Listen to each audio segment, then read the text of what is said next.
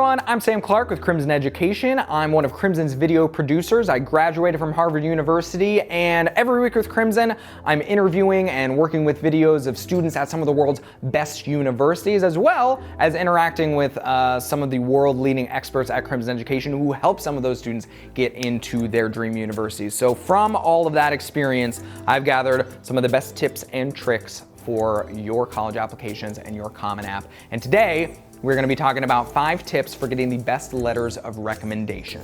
Now, getting good letters of recommendation is an often overlooked part of the college application, right? Because when you're preparing for SATs and ACTs, that's a lot of work for you. It's test prep. When you're writing all these essays, that's a lot of work for you. You're writing essays. When it comes to letters of recommendation, it can be overlooked because you're not writing the letters, someone else is. But there's a lot of ways in which you can really maximize the possibility of those letters being as good as possible and representing you as well as possible, and getting the best possible people to testify that you would be a great addition to a dream university of yours. So here's a few tips for getting the best letters. Number 1 is simple: ask early. Particularly if you're asking a teacher who's a great teacher, who's a popular teacher, who is a teacher who really connects with their students and mentors people one-on-one in a big way, a lot of students are going to be asking that teacher. So the earlier you ask that teacher to give that letter of recommendation, the better chance that you'll have A, of that teacher giving you a letter of recommendation at all, and B, them actually spending a good amount of time on that letter of rec. Let's talk like realistically, when it comes towards the deadline when they have to submit those letters, if they're suddenly getting an influx of a dozen students asking, they're not gonna put as much time into those letters as the people who asked them at the beginning of the semester gave them a lot of time. And that actually leads us to our second point in terms of making sure that the letter itself is as good as possible. And that second point is to set up a one-on-one meeting with the teacher or mentor who you are asking. The reason for this one-on-one meeting is that, let's say you're asking your history teacher and you're a great student in history class, you ask a lot of questions, you get good grades, you put in good work, the teacher likes you. From that alone, your teacher is probably able to write a lot about how good of a student you are in their class. But if you have a one-on-one sit-down meeting with that teacher at a time of their convenience, on a lunch break, after school, before class, on a off period, that kind of thing, then they can get to know a bit more about who you are as not just a student. They can get to know, like, oh, this student is also a volleyball player and volunteers after school and goes to debate tournaments on weekends, that kind of thing. They can get to know who you are outside of the classroom, what your passions are, what your intentions are, and so much more. That way, once they're sitting down to write that essay, they actually know who you are outside of the classroom, and they can speak more to what a valuable member of a university community you will be. And tips 3 through 5 are about, in my opinion, the 3 sort of categories of people you should ask. So number 1 is ask a teacher who knows you well.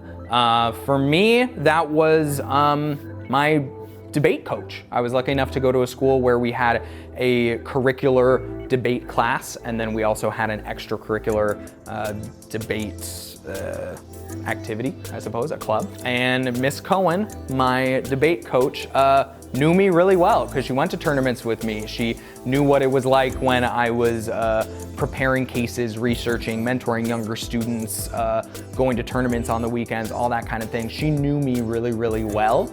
And that's someone who you want. You want someone who knows you well, because they can speak a lot more to your character and who you are beyond just being one of their many students. The next person you should ask is ask a teacher in a weaker subject, right?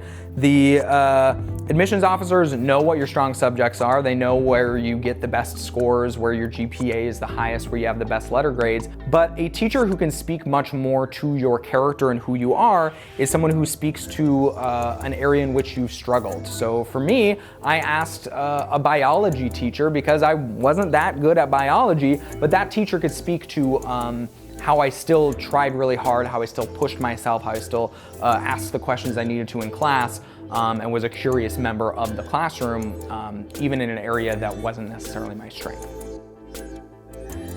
And the last category is ask a mentor who is not a traditional teacher. So what that means is someone who's maybe a coach, someone who's maybe a boss at a job that you've had, someone who you've worked with in a nonprofit organization or at an internship, something like that. Someone who doesn't see you in the classroom but sees you outside of that realm. For me, I asked the owner of the martial arts school that I taught at, and she couldn't really speak much to me as a student, but she could speak to me as an employee of hers, as a mentor to younger students within the school that she ran, within the martial arts school that she ran, and so much more. She's able to speak to me as a person way more than, say, someone who just sees me in the classroom. So those are our 5 tips for getting the most out of your letters of recommendation. Use these tips, they're good. But also, if you want to learn more about your Common App, about the college application process, subscribe to Crimson Education, to this YouTube channel, where we'll be dropping so many more tips, tricks, and advice in the coming months leading up to college application deadlines.